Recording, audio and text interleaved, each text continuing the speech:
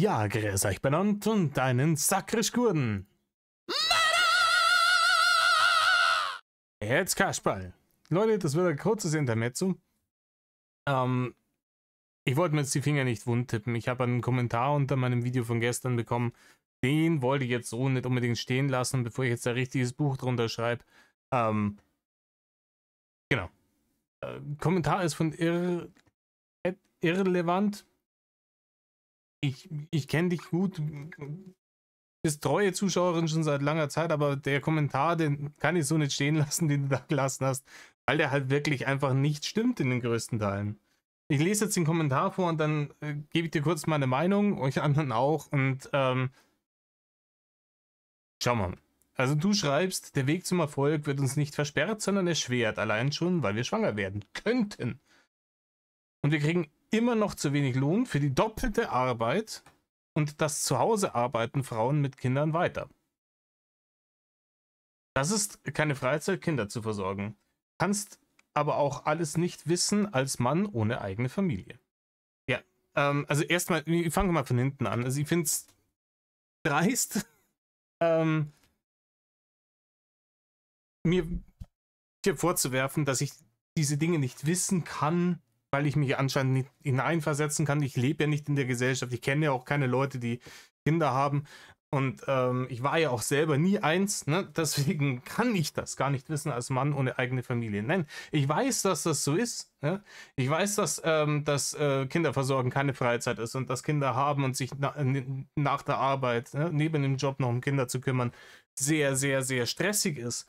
Und genau deswegen will ich ja keine. Das, ne, ist mir bewusst.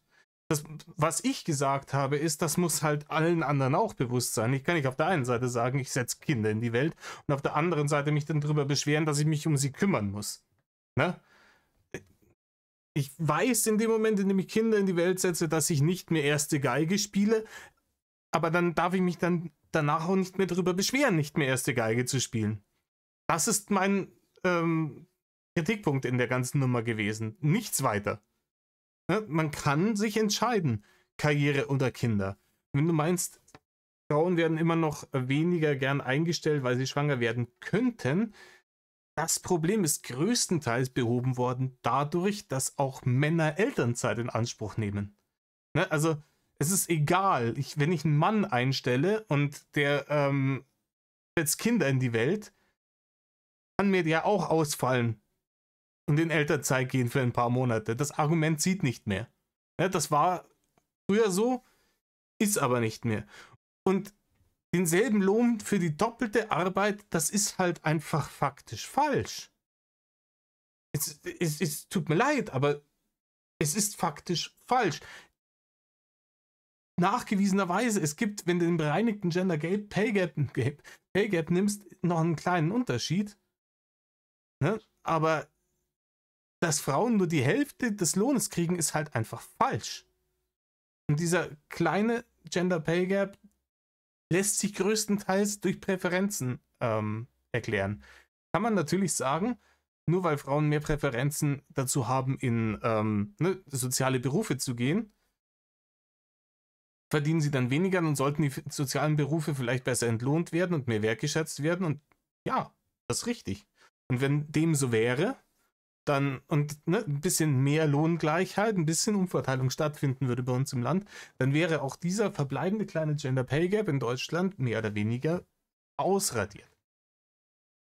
Ne? Was dann noch übrig bleibt, ist, okay, habe ich mich hier jetzt vielleicht für 100 Euro zu wenig im Monat irgendwie meinem Arbeitgeber meine Arbeitszeit angeboten.